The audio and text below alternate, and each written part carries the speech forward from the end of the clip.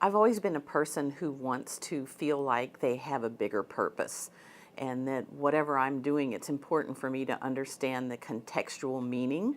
So the idea of being part of the pharmaceutical industry, in my mind, I always thought of it as being able to do something for people. Um, and I didn't realize it until I really got into the industry that you really do have the opportunity to be part of rewriting medical textbooks and educating people in ways that actually changes the course of their disease in a positive way.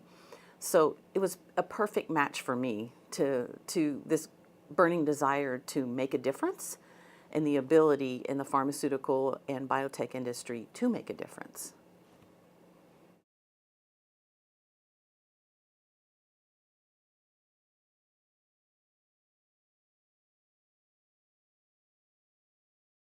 Our industry was and still largely is a man's world.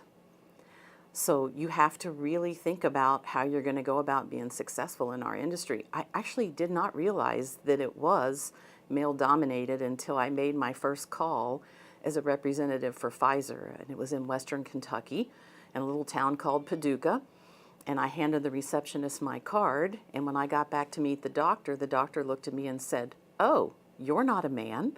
And I said, "No, I'm not." At that point, I realized that I was the first woman detail man in Western Kentucky. So I was really lucky my whole life to be around very positive, optimistic people who never put limits on me, who never said, "You can't do this because you are a woman." I had fabulous people, family, friends, role models, who always said to me, "You can be and do whatever you want to do." So it really, honestly, I was very naive about it until I actually got into the business world. It never occurred to me that it would be unusual for me to be there.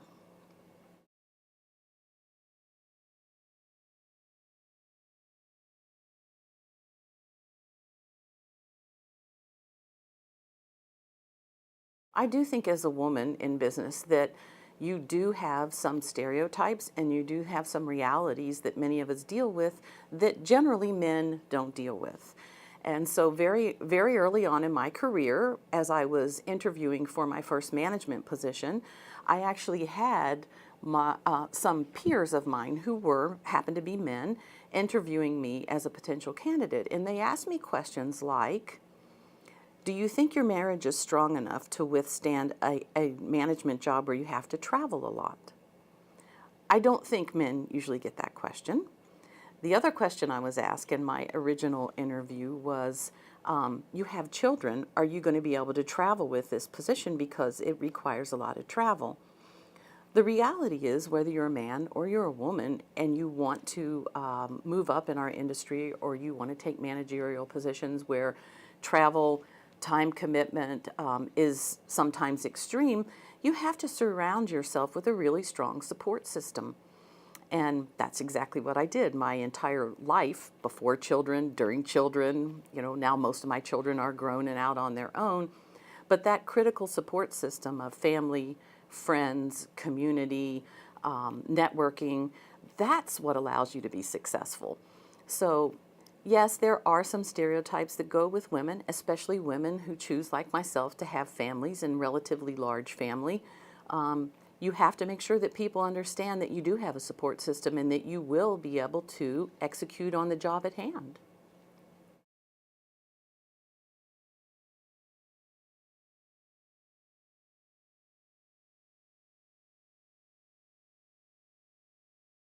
While I do think there are obstacles that you have to overcome, I really think that in large part they're organic. And what I mean by that is I don't think that I've never felt that there was a purposeful exclusion of myself as a woman or other women.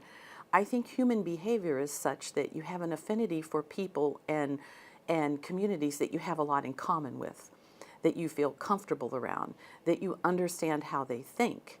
And so part of being successful, a successful woman in pretty much a man's world, is you have to respect that. And you have to find a way to make your mark and create your relationships that also respect that.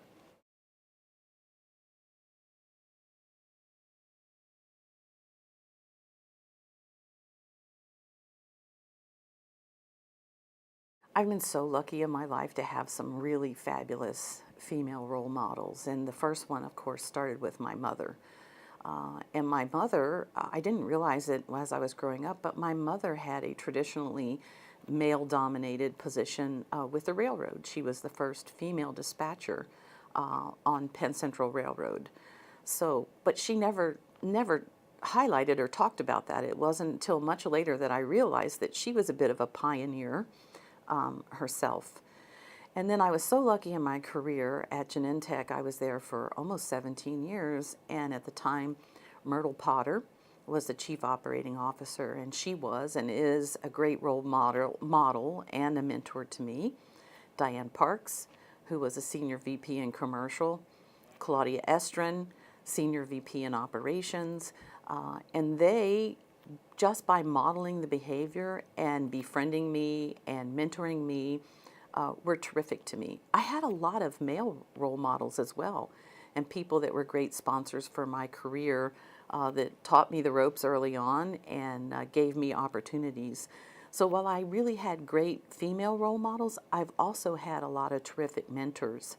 I would say that my boss now at Celgene is a fabulous mentor, friend, and has really paved the way for me in a lot of my positions.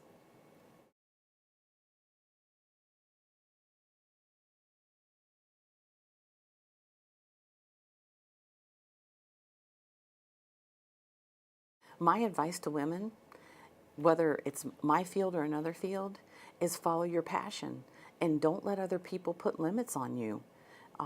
You know, yes, you have to work hard, but a lot of it is about a mindset of intentional persistence to achieve whatever you set out to achieve. I think it's also really important to have the courage to tell people who can influence your career what you want to do.